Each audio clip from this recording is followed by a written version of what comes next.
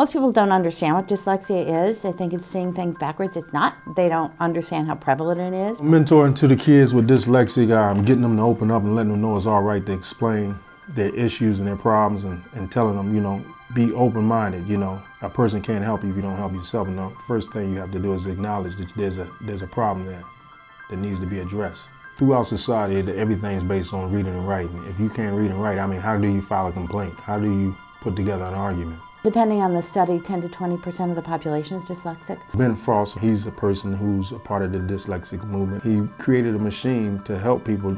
It looks like a Palm Pilot, and you take a picture of whatever you need read to you, and it processes it through the machine, and then it speaks it out to you verbally, and it prints the word on the screen in front of you.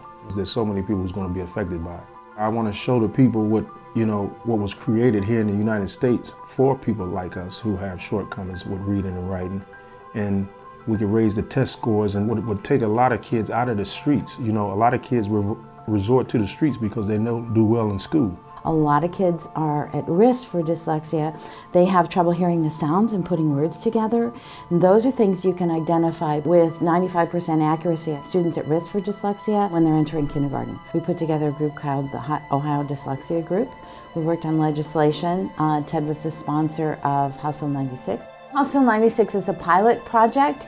It is for 3 districts around Ohio, 1 suburban, 1 urban, and 1 rural, to do a pilot project for 3 years to identify students that are at risk for dyslexia before kindergarten, to see if we can actually identify them, intervene appropriately with strategies, and make a difference in terms of the number of students that actually wind up in special ed.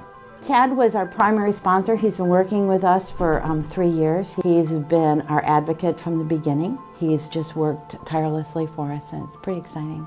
Ted is really a master at reaching across the aisle and making a difference, and I think that's why it went through. It was critical that he really did make sure it was bipartisan. When I was there when the bill was written into law by the governor, you know, I stood by Mr. Celeste. And we need a voice for the community, but not just the people of wealth, the poor, people in the community, people who don't have access, who don't believe that their voices matter.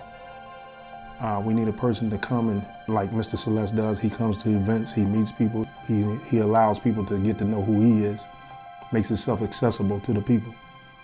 That's what we need.